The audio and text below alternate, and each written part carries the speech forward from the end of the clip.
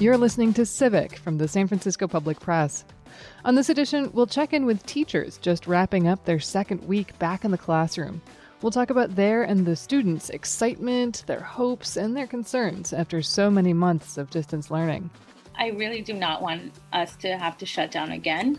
So that's why any adult that I know that I'm speaking to, I'm like, please get vaccinated. Please do your role so that us, our whole district, our whole communities, we can stay open.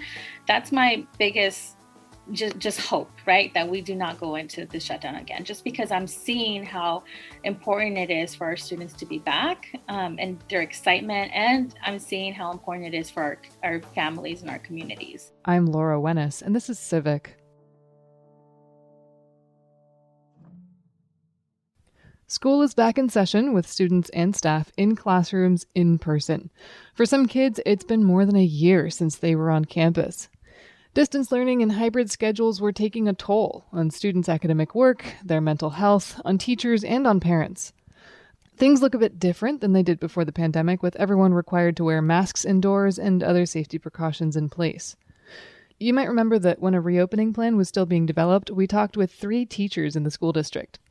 2 of them rejoined me recently to share their experiences with the return to classrooms: school social worker Yahaira Kuapio and kindergarten teacher Kathy Sullivan.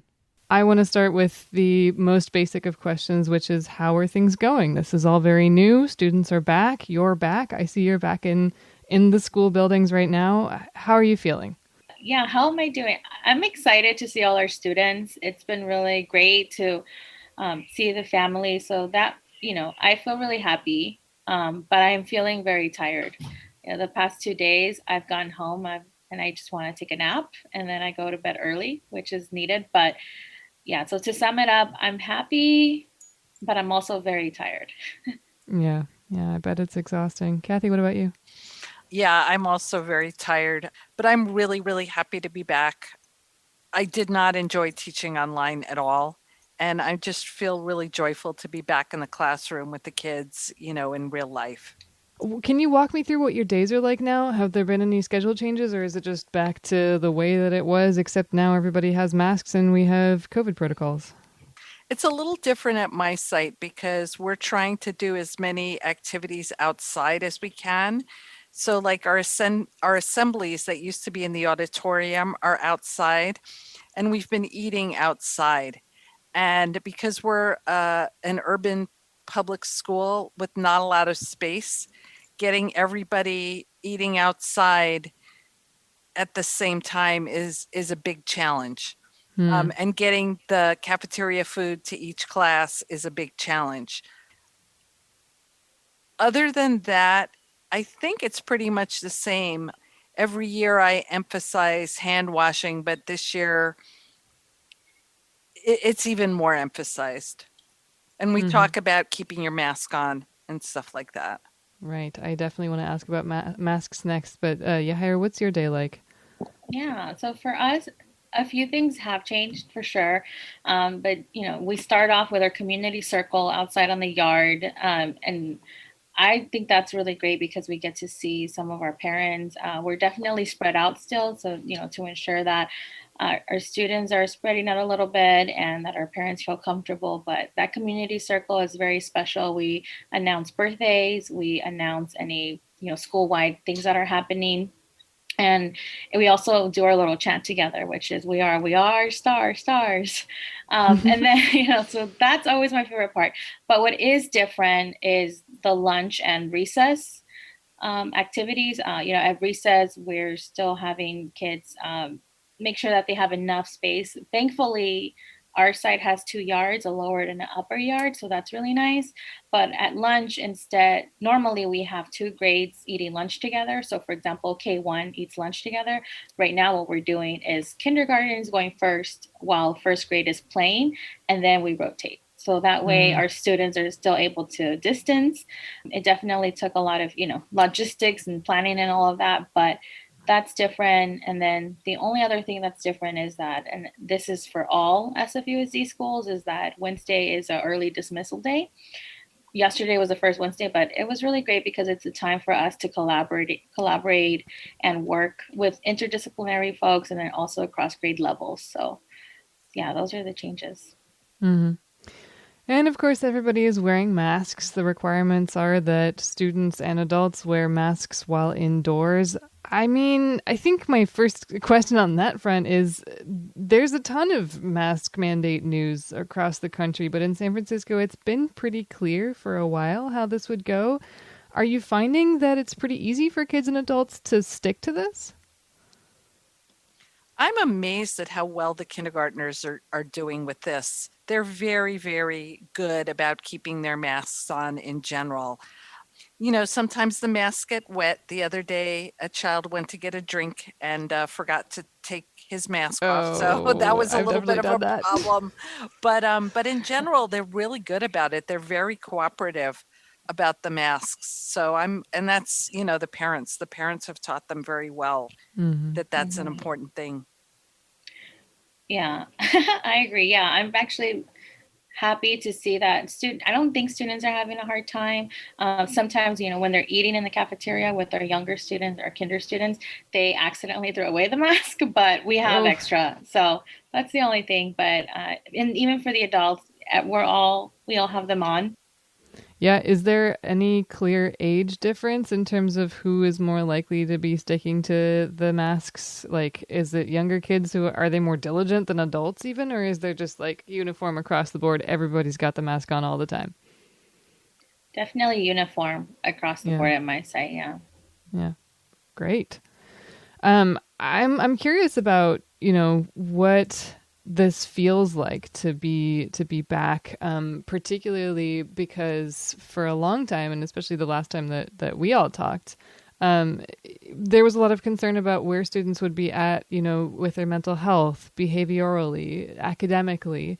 And now they're back, and it's only been a couple of days. So, I mean, I don't want to, you know, like rush you into drawing any conclusions, but what does that feel like? What do the kids feel like now that they're back with you in person?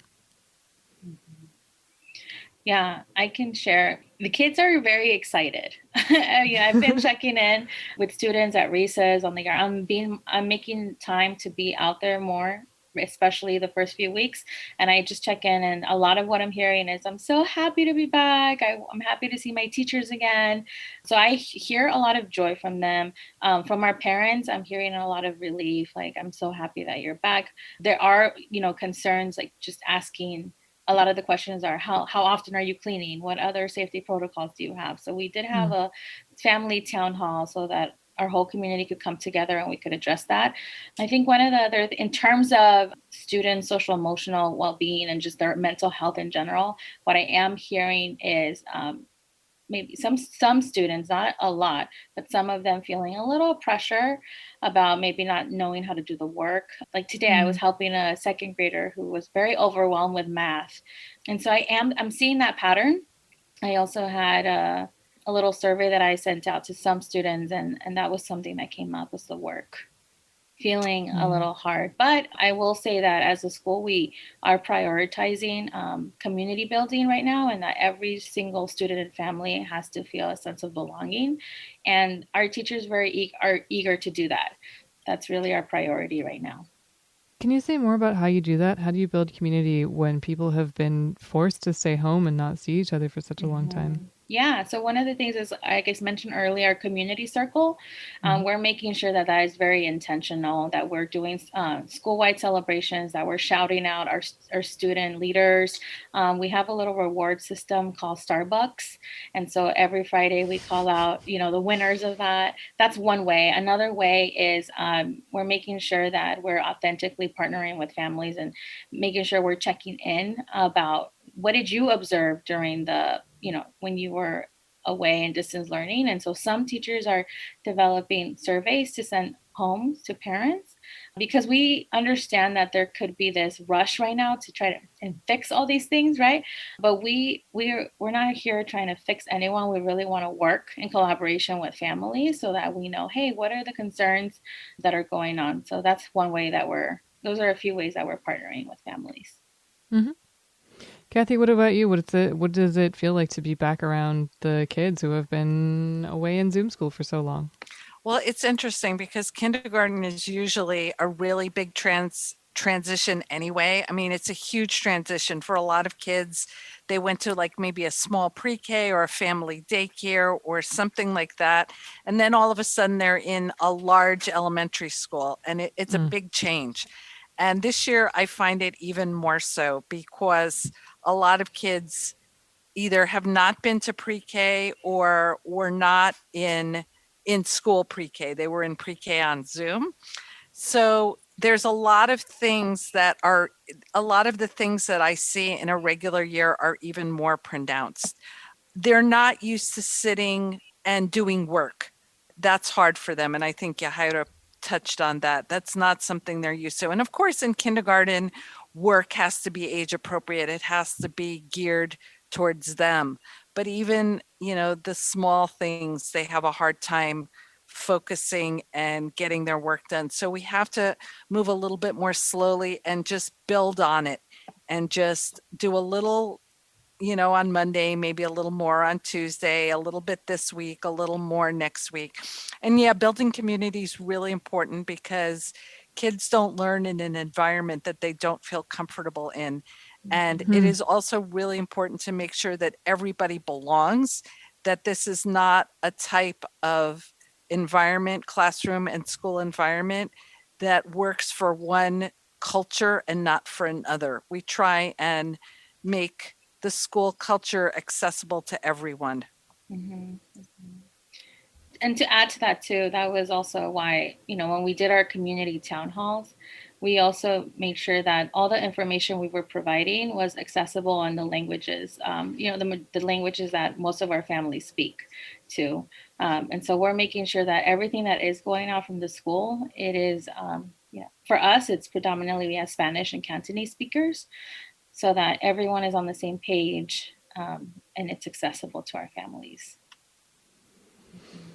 What is people's level of COVID worry? And I guess I'm primarily asking about parents, but maybe kids have these concerns too. I mean, because I am seeing reports that pediatricians are seeing more children testing positive for the coronavirus than at any other time in the pandemic. Is there concern about that? Has that reached you? Or is it just like overshadowed by the excitement of being back in class? There definitely are parent concerns. I know that there are families at our school who have chosen to keep their children in distance learning. I'm hoping that after there is an approved vaccine for younger children, that they're able to come back because I feel like being at school is such an important experience for children. But yeah, there are some families who definitely do not feel safe about sending their children back, and they're choosing to keep them at home. Mm-hmm. And at our site, I think I have heard parents, asking us multiple times, do you give them hand sanitizer at lunch? What happens if another kid has their mask off? What do you do? And, we're reassuring them. So I do hear that from parents. But in terms of students, I haven't heard that yet. And I think they're just so excited to be back. But also at the same time, I haven't been asking them directly, how do you feel about, are you worried about COVID at all? I'm just asking them how they feel about being in school. Mm-hmm. So, What do you do if someone's not wearing their mask? It sounds like that hasn't come up yet, but theoretically? Well, we have extra masks. So even in my own office, I have extra kid masks. We have them in the office and the hallways, every classroom, and then the cafeteria. So like I said, the only time that it does come up is our younger students, they accidentally throw it out after they finish eating. So we just give them a new one. I'm speaking with school social worker Yahaira Kuapio and kindergarten teacher Kathy Sullivan. The conversation around masking has been one thing. Vaccines is a whole other one. Obviously, kids under 12 can't get it yet. But I think that outside observers, like the general public, got maybe a bit of whiplash over the last couple of weeks because the school district at first said that it wouldn't have a vaccine mandate for staff, and then it said it would. And the teachers union made a statement in support of vaccine mandates. I remember the last time that we talked, I think everyone was either partially vaccinated or ready to get vaccinated and like gung ho about getting vaccinated. What's your sense now of how your colleagues are feeling about having the vaccine be mandatory? Most of the people I've spoken to are in favor of it. They understand how important it is to protect our students and also to protect their families. I have a couple of friends who have elderly parents who they either live with or go to visit often. And of course, we want to protect the students. So I haven't heard anybody having a problem with the vaccines being mandatory. Everybody's in favor of that. Everyone that I've talked to is in favor of that. Yeah. And I think another thing that I am curious about where this messaging has been coming from, but I do know, most of the educators, and not all of the educators I know, are fully vaccinated, and they were one of the first ones to, especially when it was first coming out, that they were really trying to get it. And so I don't think that there is a large portion of educators in our district that are not vaccinated. I don't have that number yet, but I know that, UESF, like we've messaged this too, and I'm saying we because it's our union. We love our communities and care for our students, and so I know that we are doing our best to ensure that we continue to partner with our communities and show that and that all our advocacy and our practice reflects that too. I would be curious to know the number, of educators that are not vaccinated yet, but I know at least at my site it's 100%. Like we've all been very transparent about that. Yeah, and we're excited to get vaccinated when that was an opportunity, right? Yes. Oh, yeah. Yes. And actually, I think that even among older students, I mean, this might not be relevant necessarily to either of you, but I'm reading that the proportion of students who are over 12 years old, so ages 12 to 17, that are fully vaccinated in San Francisco is 84%, which is actually higher than the rate of adults who are eligible, which is like 79% fully vaccinated. So it seems like, young people are excited about this too, which we're hearing nationwide is the opposite case. Like across the country, young people have been the ones who are lagging behind in vaccine rates. Are you hearing anything from young people about the vaccine? I guess maybe for your age ranges, that's not strictly relevant yet. No. Yeah. Not yet. I want to talk also about some of the other precautions, some of the safety measures, because the sky is looking a little orange these days. And exactly as some folks were predicting, we're now in a time when ventilation is key for COVID safety, but the air outside is pretty smoky and it could become unhealthy. Are you thinking about that already? I'd like to see what you anticipate in terms of, balancing the need for ventilation with the issue of smoke. Yes, that is definitely a big concern. And it actually came up at my site, I think 2 days ago, or maybe it was yesterday. The days feel long, so I'm having a hard time remembering. They are long. Right? Yeah. We walked out and we noticed the sky was a little hazy and orange, and we said, "Oh no!" Like we knew that this was going to be a concern, but I think what threw us off was that it's so early. So. And I think this is where we need all our powerful stakeholders to come to, to really address this concern, this safety concern. It's only gonna, pick up from here. And some schools, we have resources and we have access to other providers that can get us, so for example, we have Real Options for City Kids. And they actually gave me an air purifier today to have in my office. And I know that our site is partnering with someone else, and I'm sorry, I can't remember the name, but they're going to give every single classroom an air purifier. But it needs to be equitable. All our schools need that. And so we need all our stakeholders to come together and really respond to the need. And we all need those, the air purifiers. We need to make sure that our buildings are equipped and safe. And that needs to be something that we address quickly. Kathy, did you want to add to that? Well, we have air purifiers at our site too, but again, it should be something that every school should get in every room. I feel like we will have a plan B for if the air quality is bad, but it's it's going to be an issue that we're going to have to deal with. Are either of you feeling like you want more guidance or clarity on any of the COVID safety precautions and other like procedures that are in place now?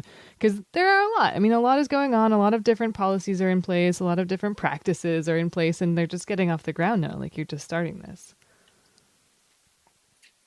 I feel like we have a lot more information than we did at the beginning of the pandemic. Like I remember at the beginning of the pandemic, we were cleaning everything 100 times a day, and now Right. we're knowing that surface transmission of COVID is rare. We also know that outdoor transmission of COVID is rare. So we know more about how to stay safe. And because we're not spending our time disinfecting everything 10 times a day, we can focus more on the things that do work, like keeping our masks on, hand washing, that kind of stuff. Mm-hmm. Yeah, and to add, right, getting vaccinated, that's one of the Right. things Oh that yeah. it's always on my mind is I really, really wish everyone, 100% of the population were vaccinated. But Yeah. I think one of the, pros that in my experience is that we have, a part-time nurse, so not full-time, but I'm just very, very grateful right now for our school district nurses who are answering a lot of questions and are really doing their best to ensure that we are clear on the guidelines. And I know that,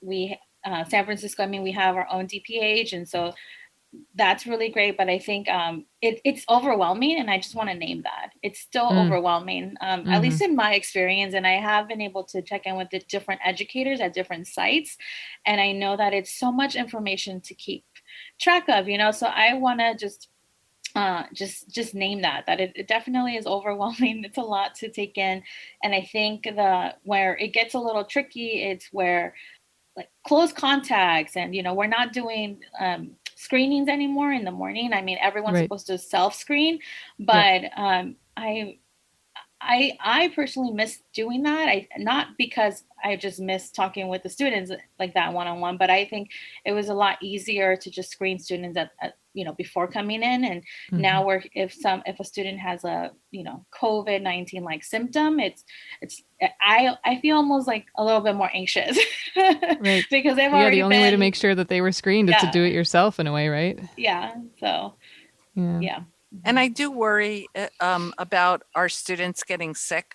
Like I worry that someone will get sick, and then we'll have to worry about that student and worry about what we need to do to keep, everyone in the community safe. So, that's definitely on my mind, wanting to protect the students. Yeah. Yeah, I'd like to conclude here by talking about what your expectations and your concerns and your hopes are for the school year as it progresses. Because right now, it's all new and fresh. There's a lot of excitement. I'm sure that for you, the days are long, and for the students, it's like, oh my goodness, a new experience. But, there is that work looming. There is that academic performance question still in the air. And of course there's COVID. So what are you worried about? What are you looking forward to as the year gets going? One of my biggest dreams, and my hope, I'm very hopeful about this, is I really do not want us to have to shut down again. So that's why any adult that I know that I'm speaking to, I'm like, please get vaccinated. Please do your role, so that us, our whole district, our whole communities, we can stay open. That's my biggest just hope, right? That we do not go into the shutdown again, just because I'm seeing how important it is for our students to be back, and their excitement. And I'm seeing how important it is for our families and our communities. I think, my ongoing concern is just making sure that wildfire season is here. I want to make sure that all sites are safe, that everyone feels safe, and that and I think the last one is, because we do, like I mentioned earlier, we love our communities and we care for our students, is that the way that we're partnering with families right now, that's that just continues to grow, right? I don't want to see an end to that. Like, I think a lot of educators are excited, and we're coming back with a lot of reflection, and we do not want to go back to, what normal was. We only want to improve and really have schools that are fully funded and that are equitable, because those are the schools that our students deserve. So those are my dreams. Yeah. My biggest hope is that our students can all get vaccinated soon. I'm really hoping that the vaccine Yes. for kids gets approved as soon as possible, so all of our students can be vaccinated and be safe. And yes, I think that Yahira touched on the fact that this pandemic has really, it's really shown that our schools are chronically underfunded. I'm in the room right now with our very hardworking custodian who's, comes in here and cleans every single day. And there's only 2 custodians who work in our whole school, and it's not enough. Wow. So, and having school in a pandemic when we have all of these special needs is showing that we just don't have the money to provide everything that we need to provide. But I'm hoping that our school will continue to be, an anchor for our community, and a place where people can go and become educated and be safe, and that they can, that the parents can feel safe and they can feel heard, when they're here. And I'm trying to think what else. Just to keep reaching out and touching the community, and